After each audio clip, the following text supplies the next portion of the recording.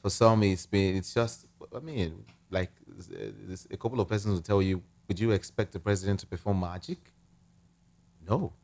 So for them, it's okay. Whatever he has said is just perfect by them. All we want is for the president or the federal government to start doing what they've said. But for some, it's like the president came out to say nothing. He was just speaking to, I don't know, the air. He wasn't talking to them.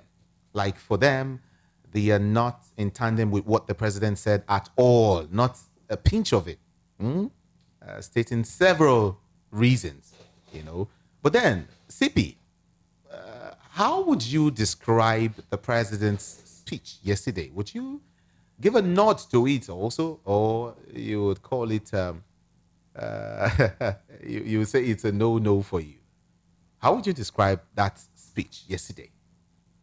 Well, the speech would have couched based on the economic realities on ground and the hardship Nigerians have been going through, occasioned by one, the removal of subsidy barely 2 months ago, and then the floating of the currency, the local naira currency, vis-a-vis the foreign exchange markets, possibly with the intent to match the two markets. And the effect has been very harsh and hard on Nigerians. And the president would have felt the pulse of the people and then decided to come up with that 41 paragraph loaded speech. I think the speech is like a tonic, to encourage the people as well as the workers, the Nigerian workers, that we have had patience and we should bear with the government, that very, very soon lofty things will come out from the policies of the present government. And in the interim, while they are doing that, they have packaged palliatives, to support various families and homes in Nigeria, pending when we'll get to the El Dorado. That's exactly what the message. That's the way I saw it anyway. Okay. But Yes. for the Labour Congress, they said, okay, before I bring that in, all of the packages that Tinubu actually, said he's going to roll out, do you see that coming, actually? One thing is to come up with packages. Another is how to implement it, or whether all those messages are implementable. Is it practicable? That's another angle. You see, sometimes when government comes out with issues like this, policies, decisions, and directions, the implementation becomes another hiccup. It becomes challenging in the sense that, take for instance, you want to do palliative. How do you get those things down to the masses without complaints, rancor, and, agitations? Because there is always question of accountability, issues of probity, issue of honesty coming up. Because it seems that in the past, from experiences, much of whatever you call palliatives are diverted, by people who are charged with the responsibility of getting it down to those who are the targeted group that should benefit from those packages. You end up getting so much of complaints that these things did not get to its final destination. It has been diverted, and some have used the opportunity to enrich themselves from whatever would have been packaged for the benefit of the masses. Now, he announced that I want to let's take it bit by bit now. Yes. He announced the plan to spend billions of naira between now and March next year to boost the economy and, of course, reflate businesses. Yes. Also, a massive injection of funds into agriculture and agro-allied businesses was made known. Now, how that will be implemented in our current day Nigeria It's another issue. don't you think is a big issue? It is a very big issue because there is one aspect that was not touched on in that 41 paragraph speech, and that is the issue of security. In fact, I believe that probably the speech writers would have been in a hurry to roll out something for Mr. President to come and reel out to the people, to the Nigerian people. And while they were doing that, their idea or thinking or calculation did not go in the direction of bringing in security to it. Because if you pick some points, some of the paragraphs, like you just read out, on distributing agro-allied products, fertilizers, seedlings, and so on and so forth, how do you guarantee the security of the farmers? So that ought to be one of the cornerstones or one of the pillars of that speech, because you ought to work out the modalities whereby the farmers will feel safe to go to farmlands and agrarian environments. Because with the present prevailing security situation, which has drastically deteriorated, people hardly go to farms. They may end up going to farms and not coming back. The farms has been taken over by terrorists, as allegedly, by insurgents, by all sorts of criminals and bandits. So under such situation, who will go to the farm? So that's a big issue. It's a fundamental issue. So the earlier... They didn't even touch on that at all. It wasn't touched on. Anyway, let's hope that subsequent speech or address will attend to that. Or I don't know, because it's a key issue. Or are they working codedly on that? If they are doing coded arrangement for that, they need to tell Nigerians so that anybody going to farm will not be going to farm to endanger his or her life because he wants to, increase the agri production as well as guarantee the food security for the nation. I still want to let's critically look at some of these. One of the things he mentioned yesterday was the fact that Nigeria has saved 1 trillion naira in the 2 months since the removal of the petrol subsidy. Exactly. 1 trillion. Yes. 2 months. Yes. So how many months will it take? And our country is owing about 77 trillion. Between 77 and 80 trillion, domestic and international. Okay, between 77, let's say 80 trillion. Yes. So it means, are we expecting the president to help us sort this out in a matter of months? It will take a long time. Because we've saved 1 trillion in just 2 months. Yes. So it means we should be expect the president to at least sort out this whole thing by next year. Let us hope so. And in doing that, they will do what they call debt rescheduling, so that the source of those debts will still have confidence to deal with you, especially when you seek for additional assistance one way or the other. But the focus should be on how to be reducing that debt drastically. Because when you're reflating the economy, those are part of the indices that will be looked at. How have you been able to manage your economy? How have you been able to, sort out your debts and so on and so forth? They aggregate all those things in the principles of financial management and the economic, arrangements or realignments. So what I'm saying in essence is that those areas need to be focused on. And if it is adequately taken care of, it will start stimulating the growth for the devastated economy.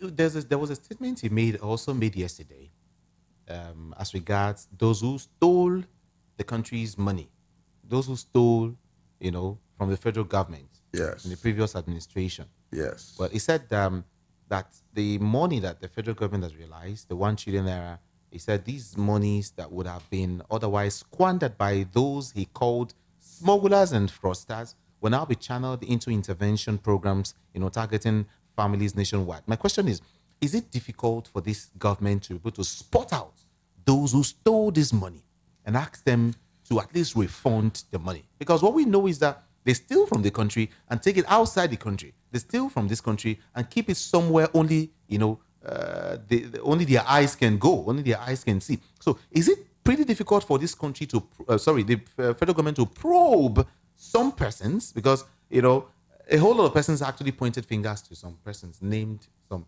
people in this country where we could trace funds to. Is it like the federal government is not even ready to toe that path? They will toe the path. When? The government has just started because Nigerians are really aggrieved, and they have reason to be aggrieved. Look at the hardship they are going through. If we have had good governance in the past, it wouldn't have been like this.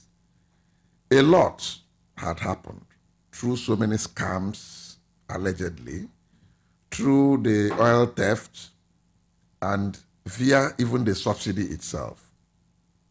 The records are there. All those who made claims of bringing in petroleum products, and those who, one way or the other, claimed monies by forms of subsidy. The records are there. They are alive, they can be reached to come and via probe and explain to Nigeria how actually they brought the products. When? Okay. Where? How?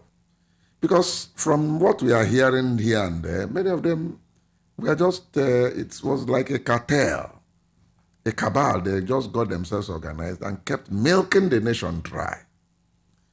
And if you go into it, at the end of the day, you realize that much of those stolen funds had taken via capital flight to other countries. They would have invested them in properties or real estate overseas, and some. They have to, apart from doing this probe, is to try to locate where those funds had been transferred to. They should trace them. Because no matter how smart a criminal is, he usually leaves traces, how you can track certain, stolen items, whether by way of funds or whatever way the thing had been stolen or converted. So they should be able to trace these things. And at the same time, while they trace them, they need to seek cooperation and collaboration with the nations concerned. And obviously, too, those nations have their own internal mechanisms where they know the funds that were not legitimately earned. Because it's like suddenly if somebody is a public office holder in Nigeria and you come and see millions of dollars or euro or Dutch mark or pounds in his accounts. He's not a businessman. He's not a contractor. So how come? And the money kept coming continuously. If those countries are sincere enough and have some love for the Nigerian nation, it's for them to frozen those accounts, publish the details, and forward to the federal government and tell them that, look, Mr. A or Mr. Z have this sum. And from the intelligence we have, because they have their economic intelligence units in those developed and advanced nations, that this man has so and so much, and from the information we gathered from the intelligence unit, proves that the man has no visible source to make this kind of money. He neither has an industry, he's not an entrepreneur, he's only a public functionary. He's only holding one political position in Nigeria. He cannot account for what we are seeing here. So why allow him to continue to have access and enjoy that loot? Frozen it, Okay. have a perfect understanding with the government, and repatriate it back to the Nigerian nation. And if possible, get the man to face prosecution in Nigeria and jail him or her. That will now send signal to those who are perpetrators and would be perpetrators that the music has changed, that it is no longer business as usual. These measures are not uphill tasks. They have been done successfully in a lot of places and sanitized those places. That is why if you look at Rwanda today, they are on top notch. They have gone to another level, very high dimension. Who said we cannot do things like that? If we are going to be nationalistic, if we are going to be very patriotic and forget tribalism, religion, and all sorts of nonsense that will try to slow back or put clog in the wheel of progress of the governance and government. Yes. The Nigerian Labour Congress has said it is not impressed at all by the commitment made by the president in his speech. The NSC said Tinubu, through his speech, appeared to be out of touch with reality. You see how they described it to completely out of touch with reality and and anomalous with the hardship and suffering that most Nigerians are going through right now. Like, it's as if the government doesn't even understand what people have been saying or clamoring. I mean, the cries of the people, the tears and everything. Like, the government doesn't understand at all. Like, they're saying something different from reality. How would they understand when they live in free houses, drive free vehicles in long convoys, enjoy free petrol, take very fat sums as salaries and allowances, enjoy extra-codes and inter-codes when they are doing their trips, fly in private jets and in first class? So how would they feel the pains? How would they feel the pulse of what the masses are going through? So the NLC or the labor affiliates know what they are saying, that these people are detached from the realities on ground. Go and ask any minister. Okay, we don't have ministers yet. Ask people who are holding public offices, how much is the cost of cup of garri? He does not know. Does he even know what is happening in the markets? He does not buy rice. He doesn't buy any of those things. So, to a greater extent, the NLC know what they are saying. I don't see anything, I don't fault them in those, statements they are making and trying to justify why they have to do the protests. The only worry or concern I have about the protest is the method. Yes, the method or the approach. Because I would have had a different method if I were to be in a position to advise them. I would have told them, one, two things. You can do what they call work to rule action. Okay. Which is like, order your people don't go to work. Everybody will sit in his house for the number of days you want to do it. You don't need to come out and begin to march the streets because there's another danger. The public are already in terms of realities and hard times. So some are waiting for an opportunity to hijack the situation and leave what the substance they are pursuing and will start chasing their personal interest and shadow. They will end up like what we have seen in Adamawa in Yola, where they went and broke into Nema warehouses. I was coming to that also. And those who were not privileged to access those places went into malls and shops in town. That was what made the governor Finteri to end up announcing curfew for 24 hours. And you know what that means?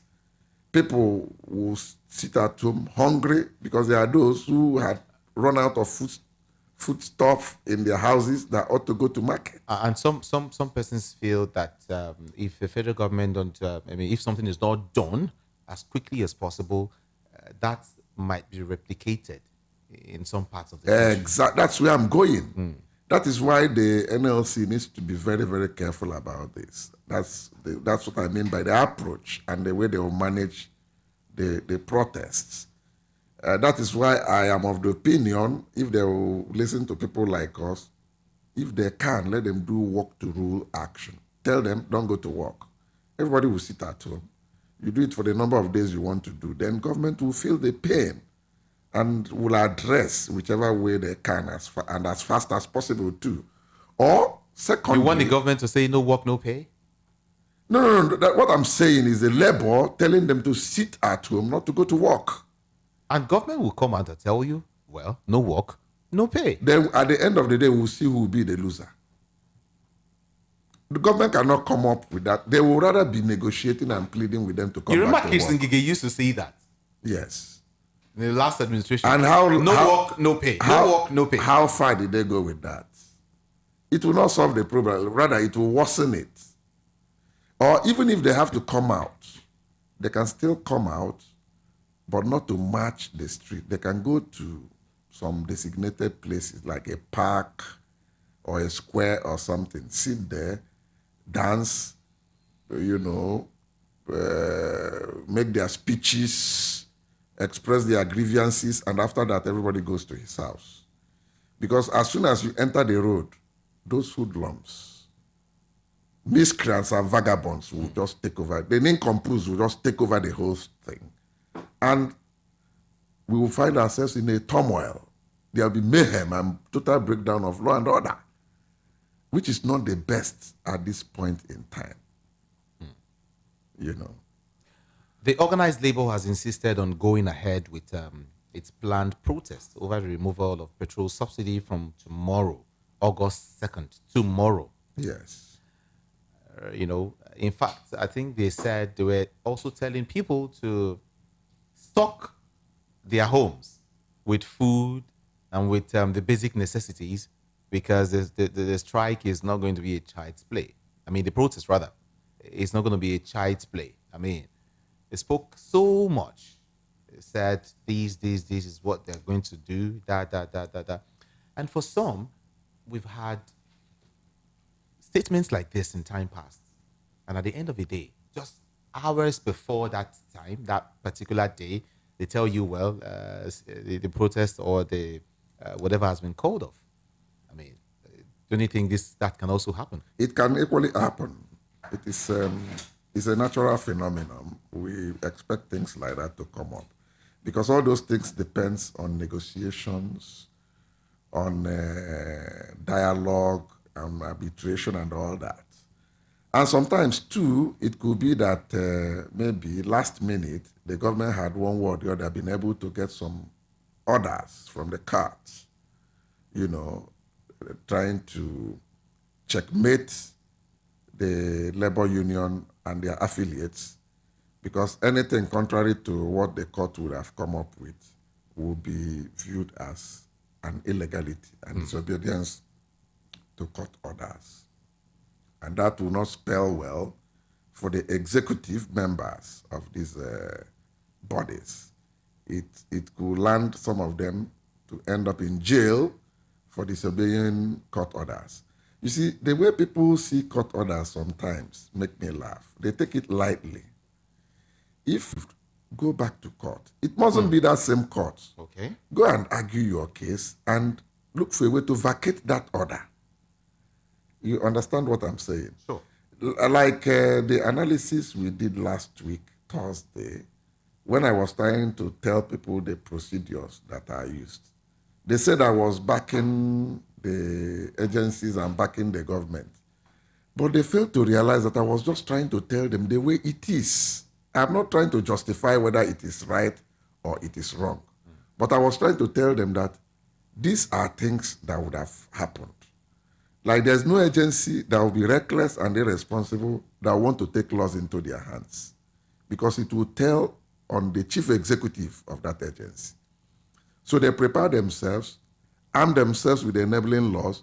They have solicitors and advocates who work for them in the service or in the system. Okay. So those ones have specialized in going to, when they see that this thing could cause a problem, that it will look as an infraction on the rules and the regulation, they won't come to announce it to you. They quietly go to court and get themselves prepared. Wow. And that's exactly what played out in MFL's case that last week. That while people were saying, yes, he has been granted bail and he has to be in the custody of Correctional Services Detention Center, the DSS came up and said, no, we have another order to still rearrest this man on other charges, not related to the one we have charged him, while investigation will continue. And I strongly believe that DSS may have done that based on intelligence they would have gathered, that if you allow this man to end up in correctional services, the man may have access to telephones and other gadgets, tablets, laptop, and all that, and will start communicating with people, which will jeopardize what they are doing. I'm not saying that is the position, but I'm just playing it out as a scenario. So it is better they keep him where they will deny him access to those things until they would have concluded their investigations. CP, I've heard from some Nigerians saying that the country doesn't actually need any protest now. You know, that we don't need these paths that the NLC wants to toe, that we don't need it right now because a whole lot is involved. Yes. Besides that they're scared that hoodlums, like you mentioned, will hijack. That is part of it. Right. And meanwhile, we have very crucial thing, the Presidential Election Petition Court or Tribunal, that will soon give us a ruling or judgment on the past presidential election of 25th February 2023. So I believe, too, that must have been the reason why the NLC and the other TUC and the other labor affiliates have been very, very careful not to call out these protests. Let it not have some political misinterpretations or coloration. Okay. Because a lot of things will now start playing out. People will now begin to bring in tribe, bring in religion, begin to chase shadows and leave the substance. So, in as much as we are coming towards the end of the tribunal sitting, let us see how the thing will turn out, and then we now know the next direction the nation will be going. So if I were to still advise the labor, they should shield their sword for now, if they can, even if it is on the last-minute basis. You see, sometimes gunboat diplomacy, as they call it, they should not be doing things that will be seen as if they are being sponsored or they are being, cajoled into doing things that will disorganize the government and the people of Nigeria. We know that we are already facing hard times and harsh realities. I believe as time goes on, one way or the other, we're going to get out of this. Now, there was a court injunction. By the industrial court? Yes. On this issue, yes. They shouldn't go here. Yes. But now, we're saying something quite different. NLC is saying that there was no court injunction. No one stopped them from going on a protest and all of that. I mean, what happened all of a sudden? There is one thing I am seeing to this. Maybe they went indoors and their lawyers read in between the lines. Because I know, too, that the NLC will not just be working vaguely on their own. They have their lawyers, too, who will sit down, pick whatever decisions that would, be given out from the government direction. They will take them and go and study them, including whatever orders or counter orders that would have come from various courts. Their lawyers will go and look at them and advise them appropriately. So it is possible that the lawyers had looked at the judgments the government had, served them, or would have been brandishing, and look at them in between the lines and say, look, oh, from what we are seeing, you are still free. Still insist that it's illegal. You can But see now, what I'm Sam saying. Ogala of Falanos Chamber, in a letter dated July the 28th, 2023, had stated that the right to peaceful protest has not been removed from the Constitution. Okay. The federal government, in a letter on Monday by the Solicitor General of the Federation and Permanent Secretary, Federal Ministry of Justice, Yes. Beatrice Jediagba, and addressed to the Falano Chamber on Monday, restated that there is a subsisting interim order restraining NLC from embarking on any industrial action. You can see the conflict here now. The Femi Falana Chambers is talking of constitutional provision that allows you freedom that is contained between sections 33 to 45 of the Nigerian Constitution as amended. Now, that one is there. And as far as the law is concerned, it is independent of a decision on a subsisting order from the court on the issue at stake. So that is the direct, you see, sometimes some of these lawyers, by their body language and their conduct, somehow misleads their clients. Okay. And this is a national issue, and it is very, very sensitive and important. So if I were to advise the counsels or the solicitors to the NLC, TUC, and the other labor affiliates, they should go back and look at the order properly and see where it is conflicting with that constitutional provision that they are quoting. If they want to vacate it, let them go to court and challenge it. If they believe they cannot get it in the industrial court, they can move on to appeal or any other court of the same concurrent jurisdiction and ascertain exactly what is the position of the law so that they don't run contrary to or foul of the judgment the federal government has. Because that is where some of the labor leaders may end up finding themselves in a very uncomfortable and tight situation where they'll end up in jail, no matter how long it is. It could be brief, but you have ended up for disobedience of court order or lawful order. So those are the traps, the bobby traps they need to watch out for. Now, before I rest that case, Lagos State was about to slash bus fares by 50%. Yes. You know, and some would also announce that poor families will get food packs. Would you give a note to that? Is that enough? It's not enough. For Lagos? It's not enough. Number one, how do you distribute that food pack? Is there accountability? Is there transparency in the process?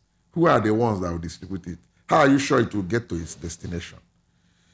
Because number one, if, for instance, you want to use the churches or the mosque, you see some of the churches will come out with omnibus or bogus register and tell you that their members are maybe 5,000 in the congregation. Meanwhile, the actual list of members of the church may not be up to 500. And then you give them packs. At the end of the day, assuming you give them 100 bags of rice to go and share, maybe at the 70 bags will be diverted by the pastors or whoever are the administrators of the church. And it is what they tell the church is what the congregation will believe. And even that one they will declare. How are you sure that it will be equitably shared amongst the people? So you can see a lot of loopholes in it. Then for the boss, you say you're slashing. Whether you do it free or whatever, the most important thing is make them available, make the bosses available. Because if you tell them you're slashing it to 50%, as the case may be, everybody will now abandon the yellow-colored buses, waiting for this one. Do you have enough to transit? It's like maybe for instance, from Ikorodu. For instance, from Ikorodu to Oshodi. Yes. If it's, for instance, maybe 300 or 400 or 500, you're slashing it by 50%. So if I'm paying 400 naira before now, you now pay I'll be paying 200 naira. Yes. Yes. And then they're also saying that the yellow buses, I don't know how they want to do that. Yes. I don't know if that's possible to slash theirs by 25%. They cannot do that. I'm standing here to say that because, number one, I'm being practical. Okay. I'll tell you the way it is. Are you the one fueling the bus for them? Is it not people that were buying it for 185, 190, going to buy it for 570? Maybe there's going to be a sort of reconciliation. Where are you going to do the reconciliation? Are you the one that is servicing the vehicles for the owners, the private owners? The cost of tires has increased. Cost of brake pad has increased. Possibly the salary or wage the driver and the motorboy takes would have increased. And what he's buying in the market, landlord has also, one way or the other, increased his rent. So how do you expect the man to meet his expenses? You see, if they want to help even the yellow-colored buses and so on and so forth, they should checkmate all these agberos who are moving around and collecting tolls from one point to the other, one point to the other. You see them, they will be paying multiple. They can pay as much as 50 or 100 points on daily basis. If, for instance, it takes off from Oshodi, that is going to Obalende, as he's leaving Oshodi and getting to Anthony, some of the agberos will there collect their own. He will move from there as he gets to Woronshoki. They are waiting for him. They will collect another one. If he crosses Third Mainland and is landing on Balende, another union will be there, collect their own. If he moves from there to Marina, the one in Marina is there, they will collect their own. And as he's going back, he's paying another. As he lands, you see them, they will be blocking. Go to Oshodi and see the madness there. They will block them. Some of them will rush into the yellow buses and say he has not paid for the day. And the man will be telling him, can you allow me to go? Let me do this turn. When I come back, I'll pay you double. They say, no, pack him. Whether you are ascending or descending that Oshodi Bridge, go and watch the drama. So you now tell the people to slash it by 25%. On what basis? It will not work. Even if they tell you, yes, we are going to do it, how are you going to enforce it? Who will you use to enforce it? On somebody's private vehicle. They will all go and park their buses and leave you to bring out your own that you use to carry people for free, which will still compound the suffering of the masses in transit. Now, again, some persons, when Tinubu announced that yesterday, some persons were like, hey, thank God that, especially workers, they were happy that... Is it Tinubu or Sanwo-Olu? I'm talking about Tinubu. Okay. I'm talking about Tinubu. When he announced that yesterday, okay, some persons were happy. The workers were happy when he said that there will be a review of the minimum wage. Okay. All right. But then, just right now, information reaching me is saying that the Labour Congress is saying, yes, in a statement, that it was open knowledge that the review of minimum wage will commence in 2024 as stipulated by law. So the Congress also stated that the Tinubu administration have failed to show cooperation and dialogue with members of the organized labor. So it means even if Tinubu didn't say it, there's supposed to be a review by next year. Yes. So whether he says it or not, that one is just like somewhat quickly. Go ahead. The ministerial I'll get to court. Something beautiful is happening in the court. Okay. Right now. Yes. But before I get to that, about the Senate will screen the remaining 14 ministerial nominees today. Yes. It was reported that 14 out of the 28 nominees appeared before the Senate for screening. The Senate President, Godswill Akpabio, had last week Thursday unveiled the 28 ministerial. Now, this is where I'm going to. Wike's part of it, for some persons, wasn't satisfactory. It wasn't satisfactory. Okay. He was just asked to take a bow. You know, these are beautiful. Take a bow and go. That has been the ritual, and in his own case, from the background information one got or we are getting, is that they said they have screened the man before now, during the time of Jonathan. After all, he was a minister without portfolio. Exactly. Junior Minister of Education then. So why waste their time screening the man again? So that was why they asked him to take a bow. What is that? Is this supposed to be actually?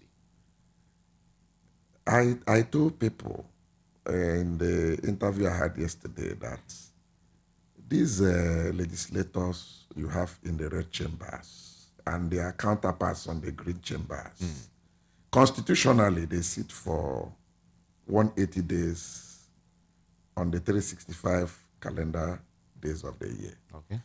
But you find out, as we are speaking, we are supposed to be on recess.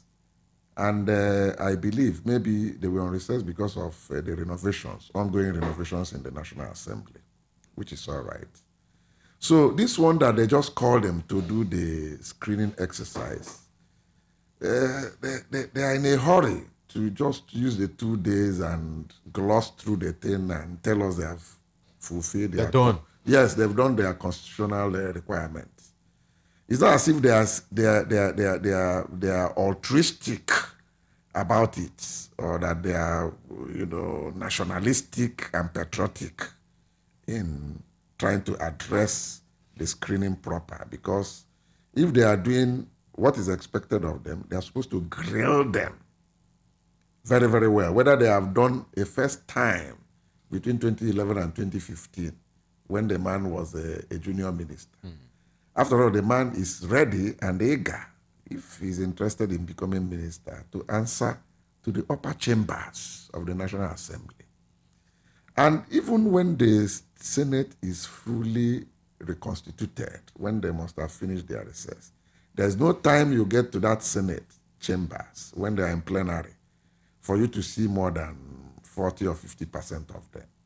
And the excuses they will always give is that some are either on oversight functions, that they're out of Abuja, or that some are doing committee meetings. They are sitting, and they're doing one legislative function or the other. That's the story they will always tell, because I've always been visiting National Assembly to watch what they are doing in the plenary those days when I was serving in Abuja, especially when I was in INEC. When there was no election, I didn't have much doing.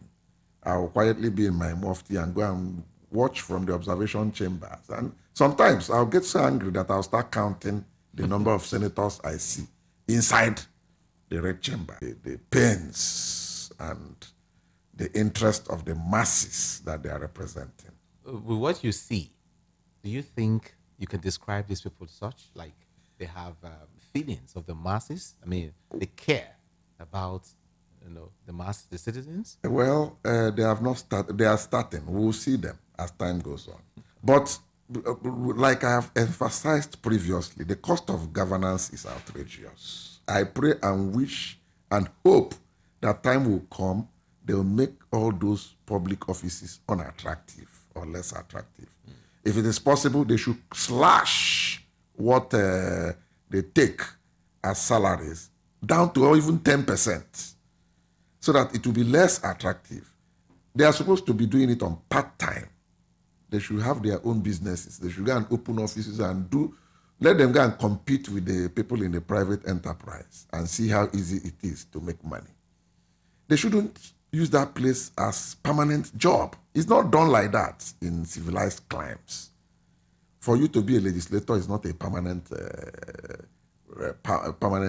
position or permanent office. You are not in the ministry. You are not a government employee. Okay. You are just a legislator. So once we do that, all these fights, hues and cries to enter either the Senate or House of Reps or State House of Assembly will come down to the dearest minimum. And if it is possible too, they should revisit Oresonya's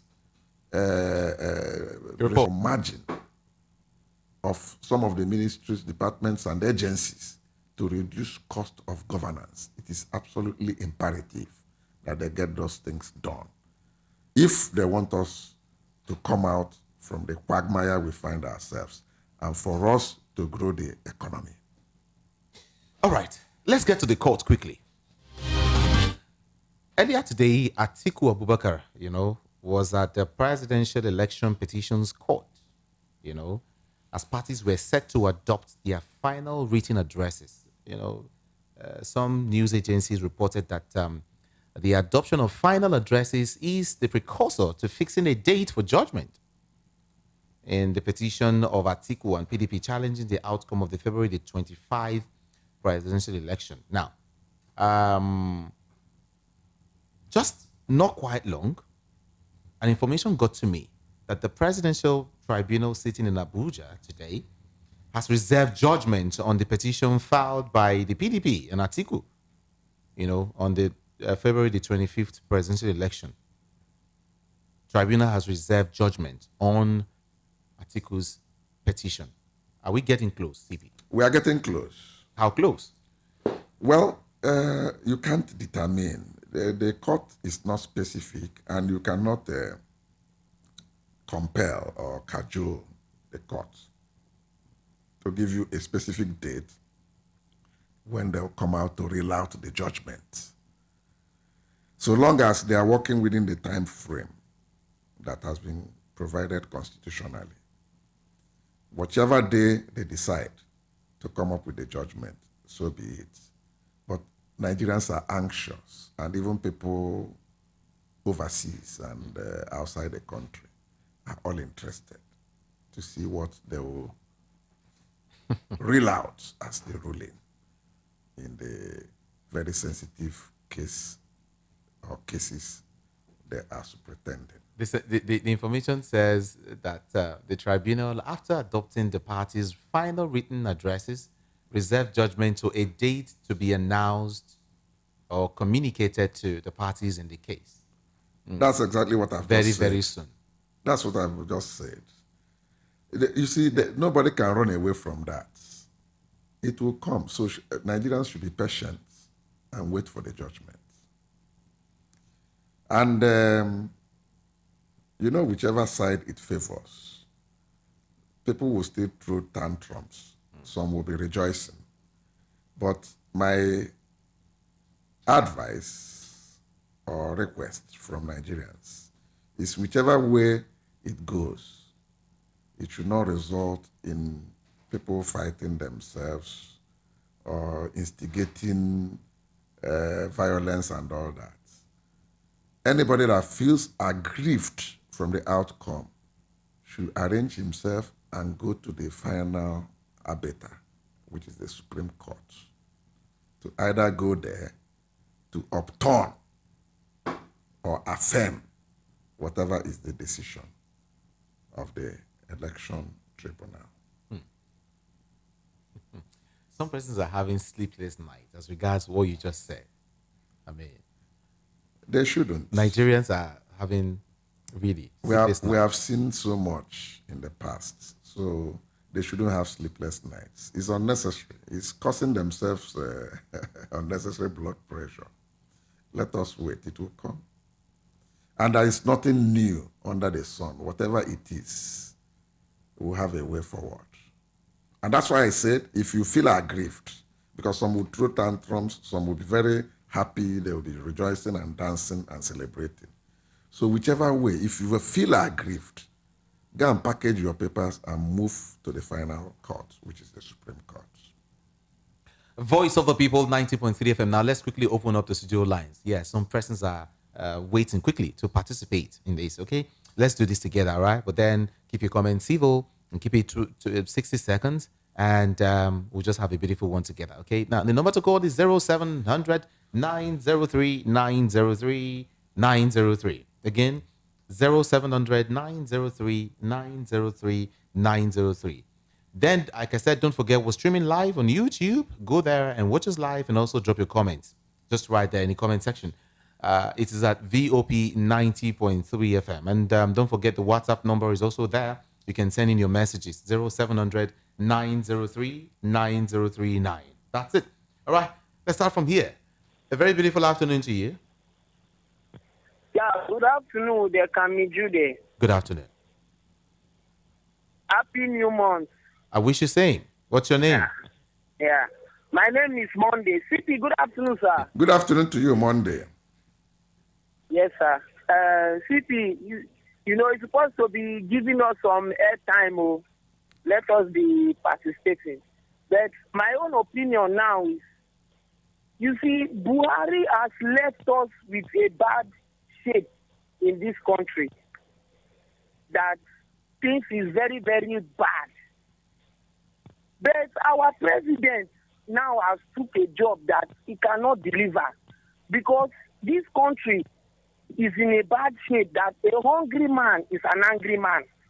People are angry and complaining, and any small thing they will put it on the president's head. They should find people that they can place, and they should make this country move forward, because he has a bad name everywhere. Thank you. All right. Thank you so very much. 0700 903 903 903. Like I said, that's the number to call. I would also love to take messages, and as I read all of you. As I take your calls, okay? Take messages and calls alongside. Good afternoon to you. Hello, good afternoon. Yeah, good afternoon. Hi, good afternoon. Yeah, good afternoon. Good afternoon to you. I'm very happy, and also want to comment on this issue because of what is going on in this country. Moreover, I just want to speak on that the announcement of the governor of Lagos State that everywhere you are going, you are going to pay 50%. And as you earlier said, that he is the one that is going to provide the fare. He's the one that is going to set up the vehicle. As for if I buy something of at least 100 naira, you are not telling me to sell it 20 naira. Are you killing me or you are helping me? So, all this blah, what they are doing in this country will not move us to anywhere. Because until we see who can deliver us from this mess, because anywhere Nigeria goes, the Nigerian name is spread all over that we are in mess. Thank you. God will help us. Thank you so much. Thank you. All right. This person sent a message. He said that the political and economic abnormalities and criminalities that this government is allowing will soon engulf the sponsors, because they will reap what they sow. I can repair the refineries in Warri, Port Harcourt, and Kaduna. I am... Okay. That's fine. Hello. Good afternoon to you. Good afternoon. Hello. Good Hi. afternoon. Good afternoon. I'm fine. Good afternoon. This is Allah speaking from Moshedi. All right. Go ahead, please. Good afternoon, sir. Good afternoon. Hello. Go ahead, please. We can hear you. All right. This is what I wanted to say.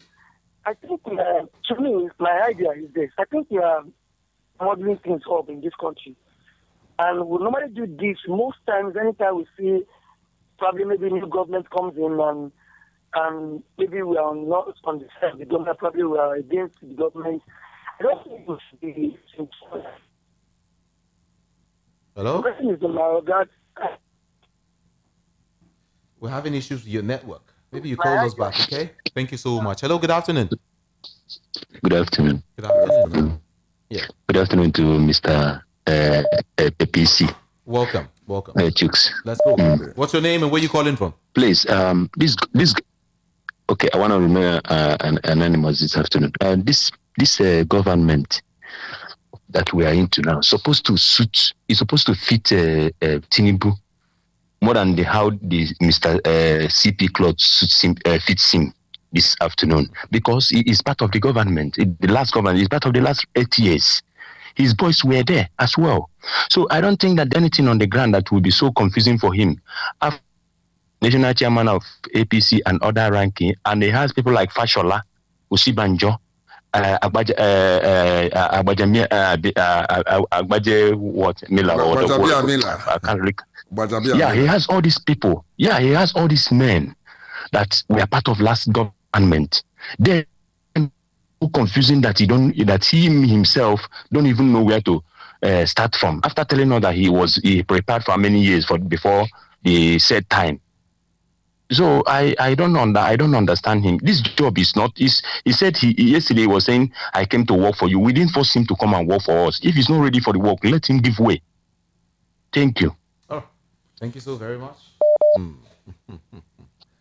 0700 903.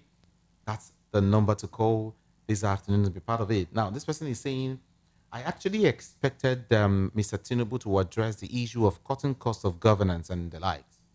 You know, he's just trying to play psychological politics with his impromptu speech. That's what I see. Okay. Thank you so very much. Let's go back to the phone lines. Hello, good afternoon. Hello. Good afternoon. What's your name? Hello, my name is Victor. Welcome, Victor. I'm calling from Omonle Phase side. Yeah, please. What I want to say is that concerning this government, you know, Nigeria has been in trouble for so many long time by the politicians, and this politicians don't even want to hear the masses. I would just want to say something around up. The other time Obasanjo was said the country that Nigeria has failed. The leaders have failed. The leaders have failed the country for 63 years. And people did not take notice that. That was something that happened during time of American history. America's third president, Thomas Jefferson.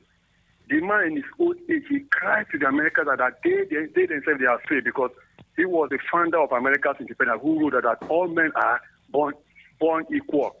But when he became president for 8 years, the blacks were still slaves. And after nothing happened. So in his old age, he started crying, telling the America that to change, that this thing is no good. But the America, they refused not to change until they still landed them to see whereby they destroy themselves. So the government, they should people to change. And also your guests, they also should try also to start to advise the government. It's not about I'm hearing about the EFCC, the DSS arresting this person. This guy, Asai Tukubo is there. Many people are there who are doing bad. Even the government have not even invited them. So we should do something to be equal to everywhere. Because what is happening is the government, if the people will not want to change now. Nigeria, the politicians and the those who are coming, they will enter one problem one day because the British Empire has came and gone. Adolf Hitler came and gone. That is how these people are doing evil to Nigeria. They will also go with their men very soon. Thank you very much. All right. Thank you so very much for calling. We appreciate that. Let's see if we can take more calls now or probably read some messages. Let's see. Intelligent countries often subsidize for the citizens in one sector or the other. But here in this country, these leaders, just beat around the bush. They claim they removed subsidy and will put the money back in subsidizing another sector which can't be trusted. Corruption is a problem. They should fight corruption around oil industry. Are those economic saboteurs faceless? They should fight all theft and corruption in oil industry if they are serious and sincere, and there won't be any need for the removal of so-called subsidy from fuel. Yinka sent that from Ijai. Thank you so much, Yinka. Don't worry, we'll take your messages, okay? We'll take your messages. I'm just trying to see how possible I can manage time this afternoon. Good afternoon. Hello, good afternoon. Good afternoon to you. Yeah. Let me start from the screen at National Assembly. I don't know whether it's just, I would like call it a screening or just jamboree. I doubt the capacity of this 10th assembly. They might disappoint Nigerians because the way the party, the principal officers emerged, it was as if it was a conspiracy against the country. So everything about that assembly is all about politics. And for the speech yesterday, to me, I didn't listen to the speech, but I later read it. Just like what Shewutani said, that when you listen to Tinubu, Buhari's speech, you have to look for a cup of tea to warm yourself. And now when you listen to Tinubu's speech, you have to look for hand fan to find yourself. So he was invariably trying to say that both people are the same. But where are they taking Nigeria to? You say you have saved $1 trillion naira for 2 months of making Nigeria. Where is the money coming from? Most people suffer in this world situation. If you know how it costs somebody that has a car to fuel his car every week and probably put fuel in his own house, you will find out that it will be difficult to even pay for someone to sustain that kind of lifestyle. So where are we heading to? You understand? If you can save 1 trillion naira in 2 months, why can't you use it and build refineries? At least you can start off a refinery instead of trying to give money as if you are running an armadillo system. So you collect money from parties to now become their parents. It doesn't give way. You know, I personally, I don't believe in this government because, one, they are part of the last 8 years. Are they telling us that the Tinubu administration was a better administration? They should realize that they are both APC party and they have spent close to 9 years now in power. So whatever they are trying to tell us that they should know they are part of this government. The former Speaker House of Representatives was the Chief of Staff now. He's the Chief of Staff now. So all this, we are surprised. They knew. This is not where Nigeria was in 2015. Where are they taking Nigeria? That's the question we ask them. Where are they taking Nigeria to? And they are talking about strike. If we don't seek, maybe even for one day, say enough is enough, I doubt if we can still claim that we have this democracy as ours. All right. Thank you. Thank you. Thank you so very much. Let's take more messages now. Someone is saying in all that the president said, where is the position of our refinery? He didn't mention how to make our refinery that brought us to this problem work. The Labour is saying government is not attending negotiation meetings, and the president is saying he is negotiating with the Labour on minimum wage. Who is fooling who? The speech of the president shows that he removed subsidy unprepared. The government is giving 5% to those investing on treasury bills and borrowing more to people with 9% interest rates. Think about that. Benjamin from Shogunle sent that in. Okay. Can we take more now? All right. Back to the phone lines first of all. Good afternoon. Hello. Hello. All right. Tinubu's national, okay, you wanted to say nationwide, right? Okay. Tinubu's nationwide broadcast said 1 trillion naira has been saved after removal of subsidy. And where did he save the money from? And federal government will increase minimum wage and halt tuition fees increment in all federal universities. And we know Tinubu is trying to calm down NLC proposed strike. An ongoing tribunal proceedings should cease. Okay. I think I understand what you're trying to say. But thank you so very much for sending that in. Honestly, Nigerians are tired of rhetorics. All that Tinubu said yesterday were things that should have been put in place before the removal of fuel subsidy. Why didn't he say anything regarding the resuscitation of the local refineries? Why didn't he tell Nigerians how he plans to flush out those bandits who have driven farmers out of their farms? Currently, many of the farmers are in IDP camps. I don't believe in Tinubu's speech. Peter from Orile, just like you mentioned. We didn't mention all of this at all. Okay, we'll take more of your calls, okay? 0700 903 903 903. That's the number to call to be part of the conversation. All right, someone is saying here, he said, I am in agreement with your earlier caller. I suspect APC knows their interest in importation of fuel. I expected a definite statement by the president on insecurity and fuel refineries. It is sad and unfortunate. Chima sent in that from Surulere. Thank you so much. Good afternoon. Hello, good afternoon. Good afternoon. Audio from Lagos. All right. Yeah, so Tinubu's speech yesterday, the president was when he was asking Nigerians to be confident in his administration. The problem we've had, especially since the last 80 years, that of total lack of confidence with public president. And there is need to work on that confidence.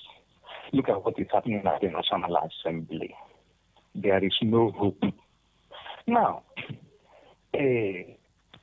accountants, especially those of them that are very bright, are known to be very meticulous people. What we have witnessed so far shows a total lack of planning. So it is very it's a bright accountant at the helm of affairs and involved in all this planning. The things that people are expecting, none is coming. For instance, one way to build or restore confidence in this our system is to have a significant departure from the business as usual way things have been done. And that is what occurs in other countries, including Japan. If you listen to the speech of Japanese management style, especially concerning the Japanese airline, it's a case study that is worth studying. And people that are in government should be able to leverage from some of these experiences. If the present administration continues to play pranks by not addressing the cost of governance, no person will ever believe them. Just like this Japanese airline story. Okay. And something should be done, and done quickly. In fact, something that will lead to rapid and effective results. So many people are suffering. Unless this country is going down the drain. The ancient Roman Empire crumbled as large as it was because of insider abuse, and that is what we're experiencing. All right. This is of one Nigeria and so on and so forth. Thank you. The people are deceiving us. Thank you. People are deceiving. Thank you. Thank you. I have to let you go. Thank you so very much. Let's see if we can run right now. Let's see. This person is saying both the past and present administration are the main problems of Nigeria, thinking that they are talking to people of old who have not seen government deceiving the people time without numbers. Let them forget about the grammar and build refinery, Joe. That's what he's saying. Well, Dangote would borrow Nigeria the money he used to build refinery that is yet to start work. That would have been faster than building a new one. Okay. Well, good afternoon, Jude and retired CP Chooks. Please, enough of the rhetorics from this present administration. To hit the matters, he is an integral part of the subsidy racket. There is never been subsidy but funding greed. The announcement of Mr. President on the 29th of May is just changing the source of the finding. The broadcast yesterday lacks direction, but more like a campaign. I am glad your esteemed guests have highlighted some of the issues and problems. President is comfortable with NNPC GMD, but EFCC and CBN governors are his interests. He should please let the poor breathe. Also, one of the ministerial nominees, Lateef Akinfagbemi, who is, on APC legal team at the Tribunal and may become Minister for Justice and AGF. Please, what is the implication? Simisola sent in that one. CP, I think you should answer this question. Yeah. Well, if eventually he's assigned the position of Attorney General and Minister for Justice, it is purely an administrative position. It will not in any way have influence in pending matter before either the election tribunal or if it goes to Supreme Court, he absolutely has no encumbrance that he will bring in. Whatever he does at the Ministry of Justice is just administrative to be sure that all the necessary procedures are carried out and day-to-day running of the Ministry of Justice. That's the role of the Attorney General of the Federation and Minister for Justice. Okay, more messages now. The president is not aware of the realities of pain, suffering, and agony Nigerians are going through. Neither are his kitchen cabinet briefing him. The president's speech is just a normal speech to placate Nigerians with NAS, or while NAS is enjoying billions at the expense of poor Nigerians that were asked to sacrifice. Kenneth, Emma, sent in that. He went forward to say Akpabio has shown to Nigerians that they are in the NAS for the pockets, not to tender to the various problems Nigeria is entangled with. Look at the way he mocked the poor on the floor of the Senate. He did it because he knew nothing would happen, because he is protected by the compromised security agencies.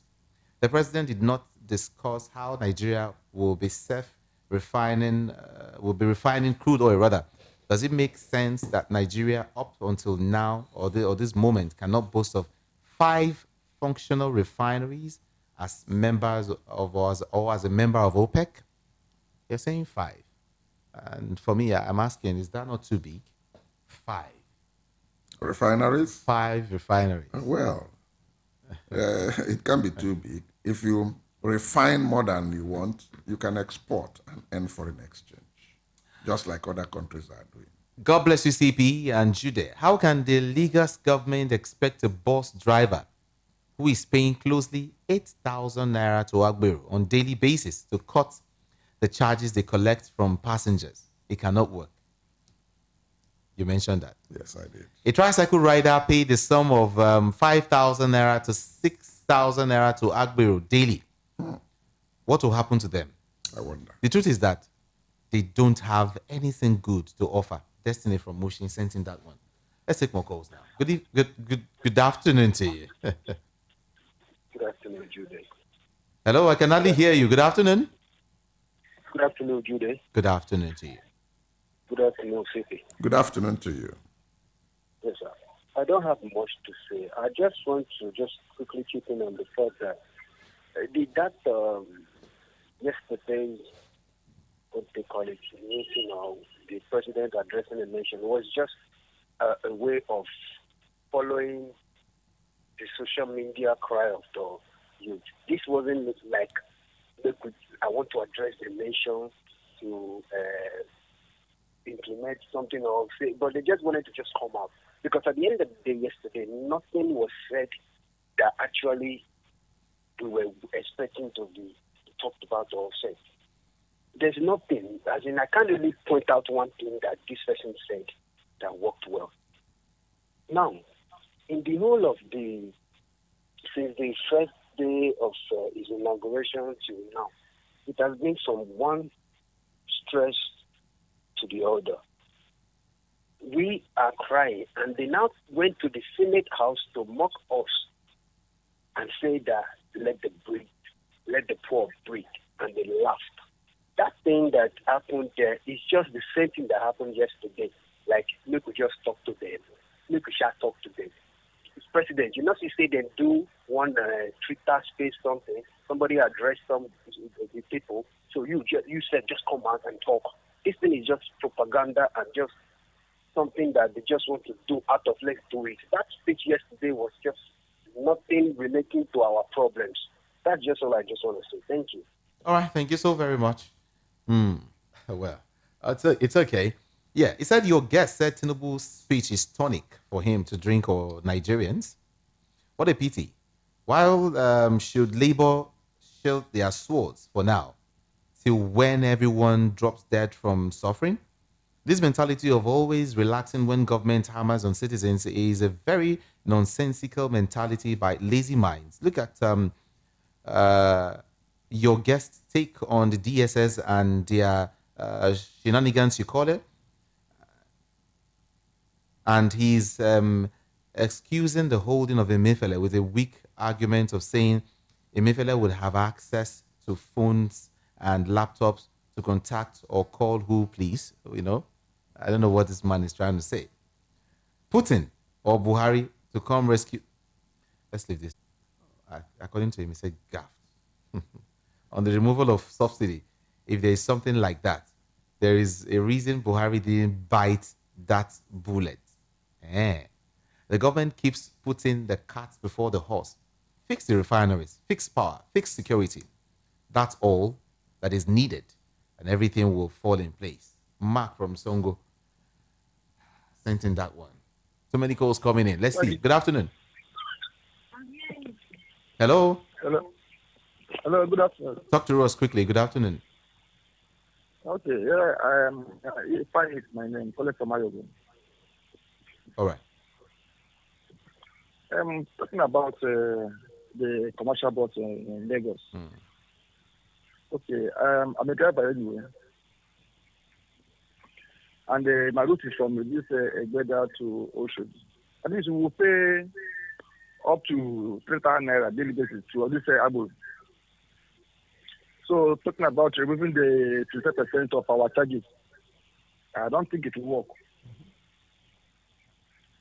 So that is my own contribution. All right. Thank you so much. Good afternoon. God bless VOP station for giving Nigerians a voice. His name is Omo from Alimosho, Lagos. He said, I support what CP said. Cost of governance should be cut down and less attractive. Then we'll know those who are there to serve their country, Nigeria, and not to embezzle money. Some are there because of the sharing of money. At this point, the direction of the president should go now, or that the president should go now, is production of all the resources we have. Crude oil is not the only resources we have. We should start looking at other resources. Okay. We hear you. Let's see if we can take more. Okay. Let's leave that for now. What's his name? Dayo from Fagba. Please, always, can you just make it brief? So we can read it, please. Thank you so much. God bless you. Good afternoon to you. Good afternoon. Yes, good afternoon to you. My name is Chigozie. Okay. What I want to say is that about the transport in Lagos State to move it 5%. It can be possible. Why it can be possible is that every increment in every bus stop, any bus stop, Lagos State is aware of it. Because the National Union, if like from any bus stop, in the moment if either bus or the Kemarwa increases transport money, National Union is aware. So what they will do is that they will reduce the money they're collecting from them every day. Like the man said that they collect 3,000 from him every day. They will be collecting 1.5. So the price, instead of collecting 150 or 250, they will now reduce it to 100 naira or 200 naira. So it's possible. What is here is in Lagos, every money increase from any bus stop to anywhere. Lagos State is aware, the union is aware. And who is controlling the union? So they know what they are doing. And they have chairman all the bus stop. They have boys every bus stop. So they know how to do it. So that's my contribution. All right. Thank you for your contribution.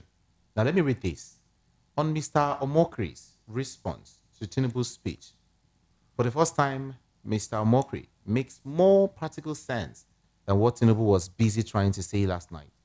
Now, start the student loan right away and must be interest-free, as Omokri stated. Graduates who want to work for the state, local, or federal government, percentage of their salary should be deducted to pay back their loans. And that's what this person is saying. Graduates who join the military, their loans will be forgiven. Plus, volunteer graduates should also have parts of their loans forgiven.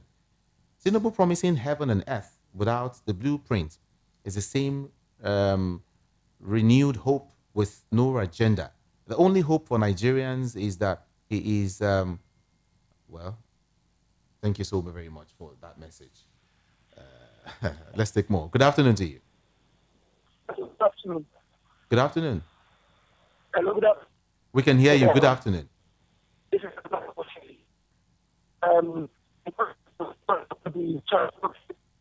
Oh, please, I think you should call back. I think you should call back.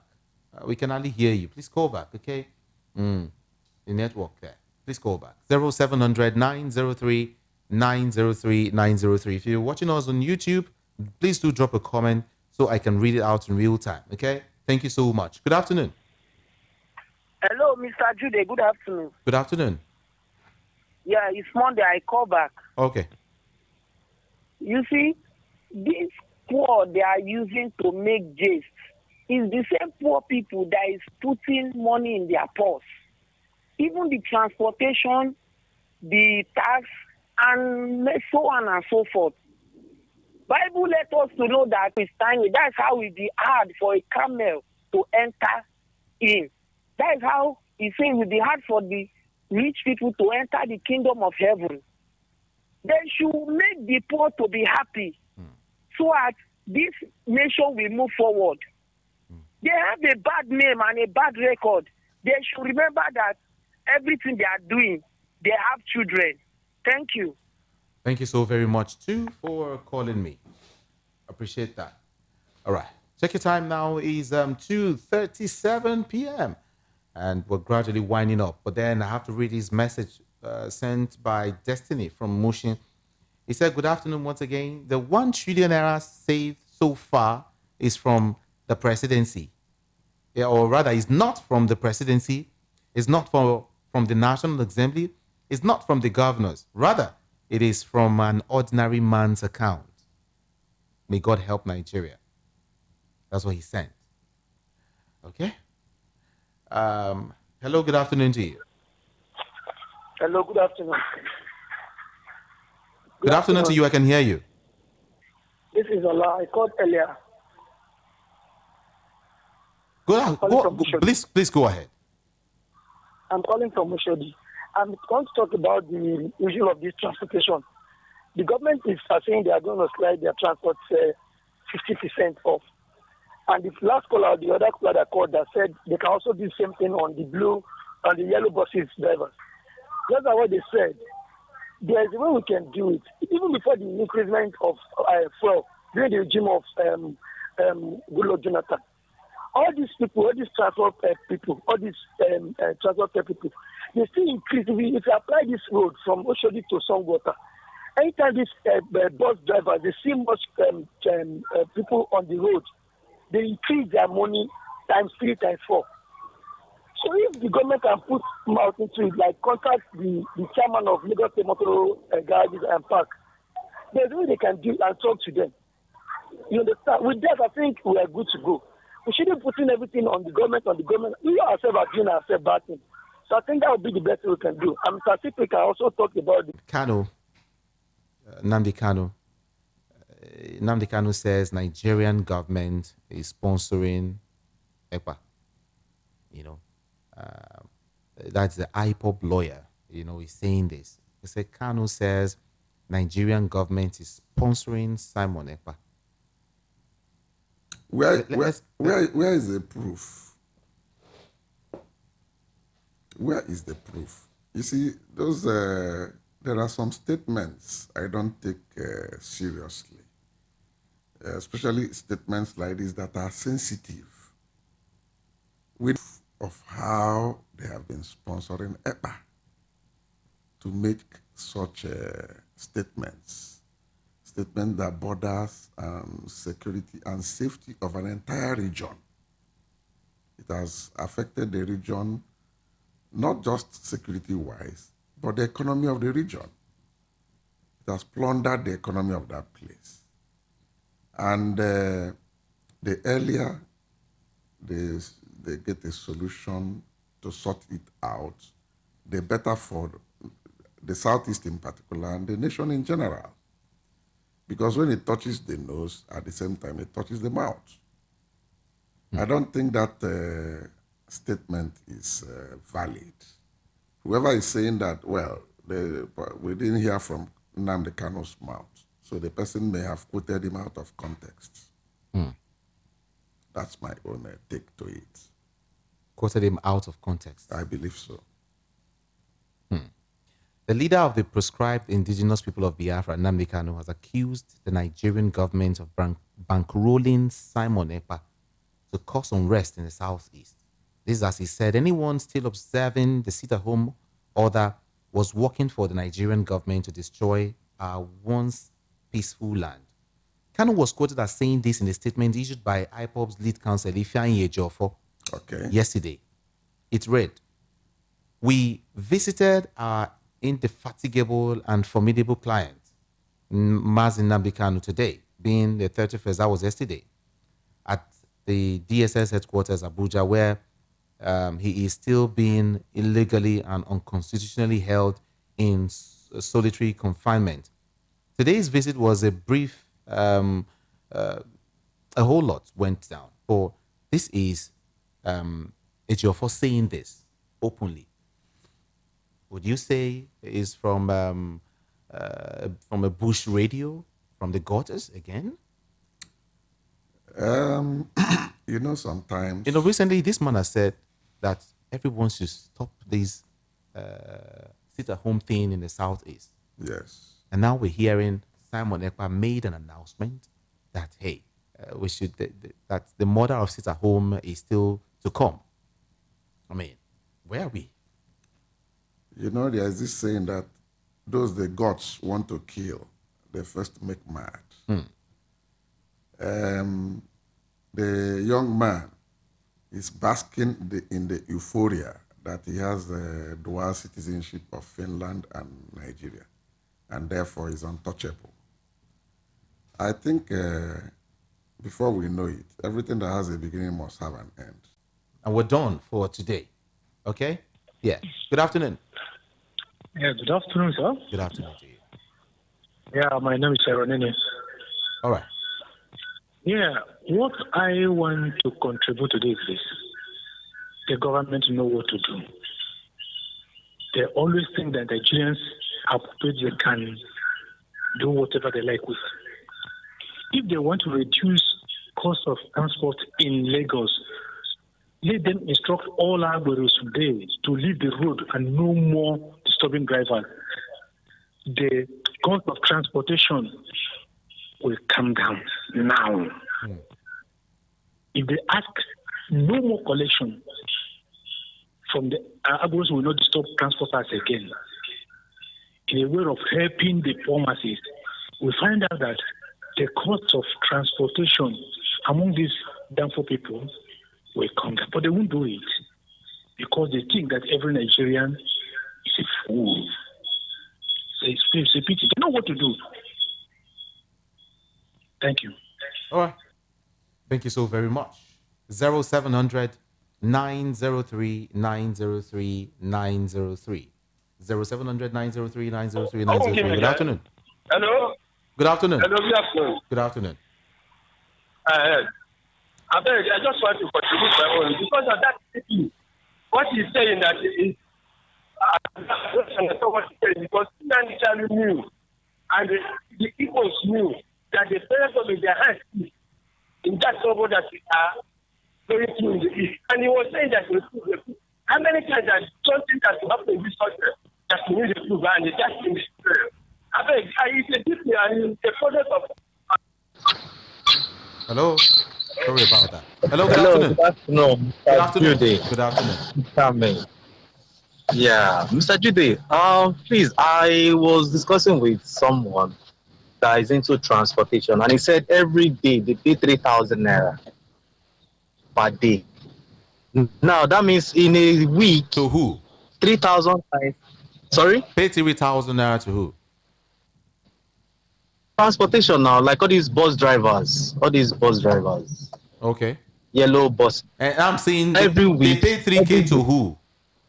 All this collection of tickets and all right. that. Okay.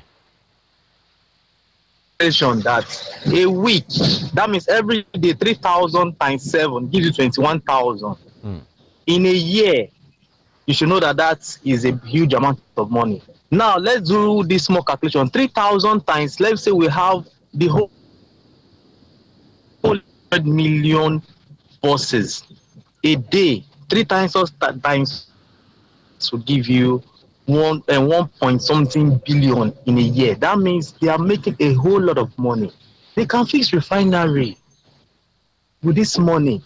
If they can be making such a money in a year, this is a whole lot of money. They can fix refinery so that our because outside we admire people outside.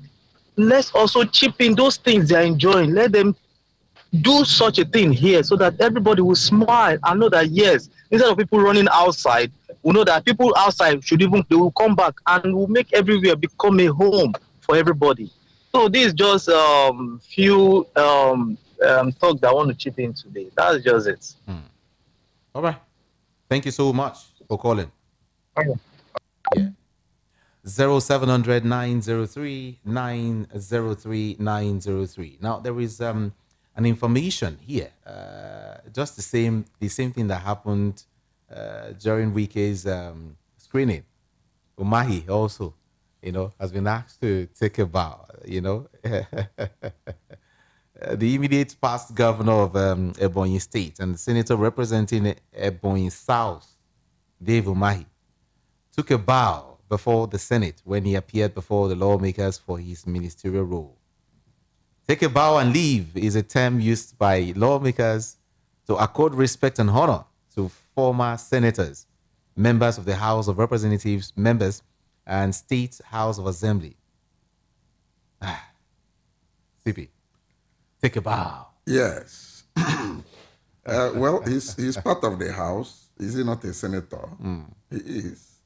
So it's like in-house cooperation for Umahi. Oh, really? Yes, that's exactly what played out. Then what are we doing?